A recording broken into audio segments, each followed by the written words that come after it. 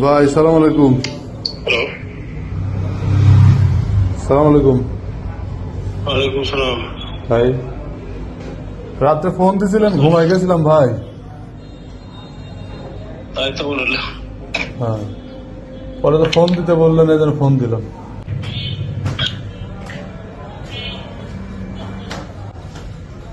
মোটামুটি আমি স্যারের কিছু একটা দেওয়ার জন্য চিন্তা ভাবনা করছিলাম। স্যারের একটু প্রোটোকল দিলাম এর আগে, স্যার বাইরের কথা বলছে। মোটামুটি কমপ্লিটলি মামলা থেকে বাদ আসতে তার পাশের নিচে চিন্তা ভাবনা করা যাবে না। কত? কমপ্লিট একবারে পার হয়ে আসতে পাশের নিচে 5 মতো লাগবে। 5 লাখ?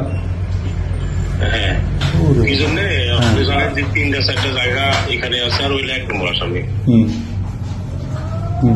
আর এইখানে আমি এখন আপনার ভাই 500 দেওয়ার বলেছে ওরকম না, মোটামুটি হয়তো একের মতো এগুলো পাঠায় দিলেন। আমি স্যারের সাথে কথাবার্তা বললাম, বলে এখন সাথে কিছু সার পরে আপনার সাথে কথা বলবো।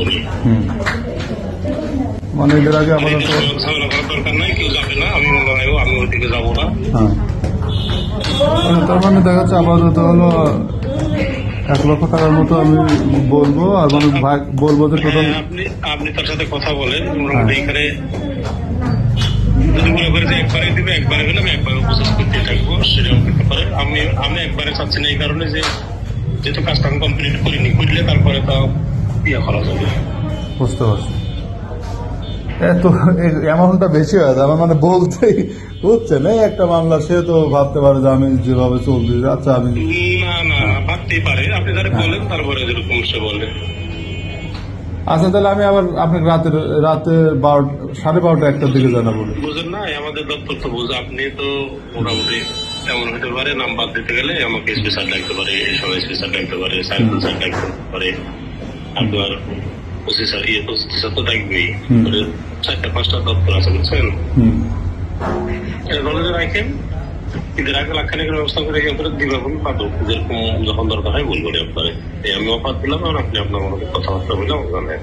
আচ্ছা ভাই, ঠিক আছে। আচ্ছা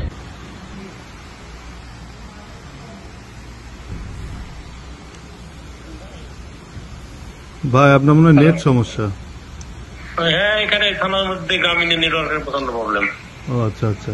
এখন ওই ভাই তো ধরেন আপনি অনেক তদন্ত করছেন, অনেক কিছু করছেন, সে থাকে দেশের বাইরে। হ্যাঁ, ধরেন সে এই মামলায় আপনি খুশি হয়ে, মানে আপনি খুশি হয়ে, বা দেখাচ্ছে যে সে আপনি একটা দাবি করলেন খুশি হয়ে যে ভাই আপনার 10-20 হাজার টাকার একটা দাবি করলেন, এটা আমি বলতে পারতেছি, বুঝছেন, 10-20 হাজার বা 50 হাজার, এটা সে কোনো মানে তার ভাষণ, সে এখানে আসলে জড়িত না, সে জড়িত না। তারপরে এখন তার যদি সে কয়েকদিন পর দেশে আসবে, দেশে আসতে যদি তার কোন রকম মানে সে একটা থাকে না বাপ মায়ের প্রতি একটা টান, সে চায় না যে আমি এলাকায় আসার পরে আমার কোনো ঝামেলা হোক বা না হোক।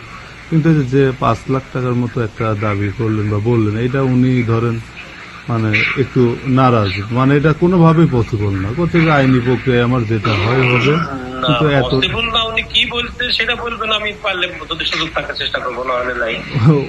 উনি তো ধরেন অত টাকা দিবে না, ঠিক আছে। ওনার কথা হলো যে আপনার 15-20 হাজার বা 30 হাজার, এরকম একটা, সর্বোচ্চ ধরেন 40 হাজার টাকা। তা আমি রিকোয়েস্ট করে আমি তাকে নিয়ে দিতে পারবো, কিন্তু ভাই এই যে 5 লাখ টাকা, সেটা তো উনি এই কয়েকদিনের জন্যই দেওয়া লাগবে। এই কয়েকদিনের জন্যই তো দেওয়া লাগবে। মামলা থেকে কোনো নাম বাদ দিতে গেলে আমি একা নাম বাদ দিতে পারবো? এখন আপনাকে বলি ভাই, এখন সে মানে আপনি খোঁজখবর নিয়ে দেখেন, সে অনেক মানুষকে হেল্প করে, সাহায্য করে। আপনি এই হিসাবে আপনি টাকা চাইতে হবে, কিন্তু ওই পরিপ্রেক্ষিতে আমি এর বেশি আমিও তো একটা মানে আমার বলার মতো এখতিয়ার নাই, বুঝছেন,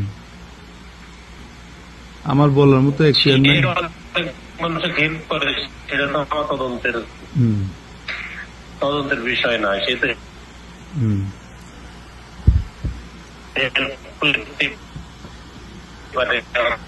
বিত্তশালী মানুষ সে ক্ষতি করে। তাহলে আপনি বলেন এখন আপনার